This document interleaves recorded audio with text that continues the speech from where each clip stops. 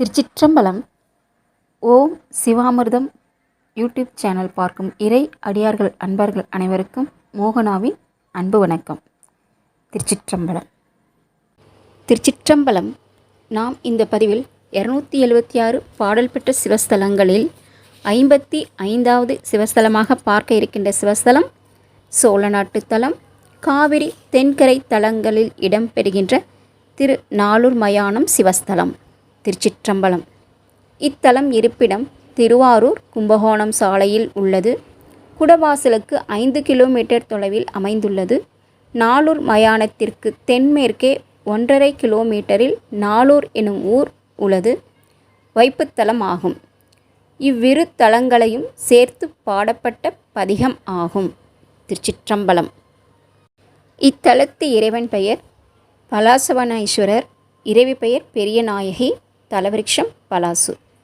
வைப்புத்தலத்தின் இறைவன் பெயர் ஞான பரமேஸ்வரர், இறைவி பெயர் ஞானாம்பிகை, தீர்த்தம் ஞான தீர்த்தம். திருச்சிற்றம்பலம். இத்தலத்தின் சிறப்பு திருஞான சம்பந்தர் பெருமான் பாடல் பெற்ற ஸ்தலம். ஆபத்ஸ்தம்ப முனிவர் பூஜித்து பேறு பெற்ற தலமாகும். திருச்சிற்றம்பலம். திருச்சிற்றம்பலம். நாம் இந்த பதிவில் திரு ஞானசம்பந்தர் பெருமான் திருநாளூர் மயானம் என்ற ஸ்தலத்தில் அவருடைய தேவார பாடல் ஒன்றை பொருள் உரையுடன் பார்க்கலாம். திருச்சிற்றம்பலம். திருச்சிற்றம்பலம். கண்ணார் நுதலான் கனலாடிடமாக பன்னார் மறைபாடியாடும் பரஞ்சோதி நன்னார் புறமேதான் நாளூர் மயானத்தை நன்னாதவர் எல்லாம் நன்னாதார் நன்னெறியே. திருச்சிற்றம்பலம். திருச்சிற்றம்பலம். பாடலின் பொருளுரை. நெற்றியில் கண் கொண்ட இறைவன் தீயினை கரத்தில் ஏந்தி ஆடியும் பன்மிளரும் மறையை ஓதியும் விளங்கிட நிற்கும் பரஞ்சோதி ஆவார். அப்பிரான் பகைவராய் வந்த முப்புற அசுரர்களையும் மதில்களையும் அழித்து எரித்துச் சாம்பலாக்கியவர்.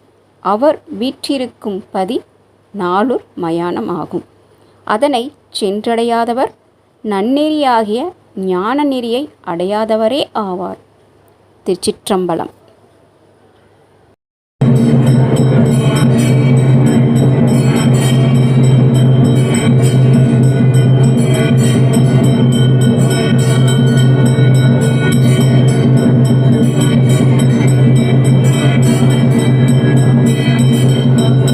திருச்சிற்றம்பலம்.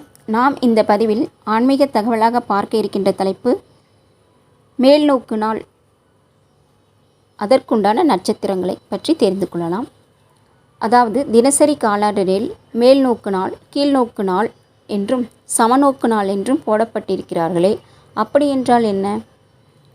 அதாவது இந்த நாட்களில் மேல்நோக்கு நாள் என்று போடப்பட்டிருந்தால் இந்த நாட்களில் மேல்நோக்கி செய்யும் வேலைகளை தொடங்குவது சிறந்தது. உதாரணத்திற்கு கட்டிடம் எழுப்புவது, மரங்களை நடுவது, மேல்நோக்கி வளரக்கூடிய விதைகளை விதைப்பது போன்றவற்றை செய்யலாம்.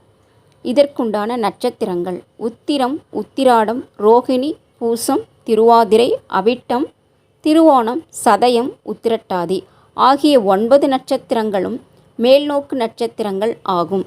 இந்த நட்சத்திரங்களை கொண்ட நாட்களை மேல்நோக்கு நாட்கள் என்று குறிப்பிடப்படுகிறது. திருச்சிற்றம்பலம்.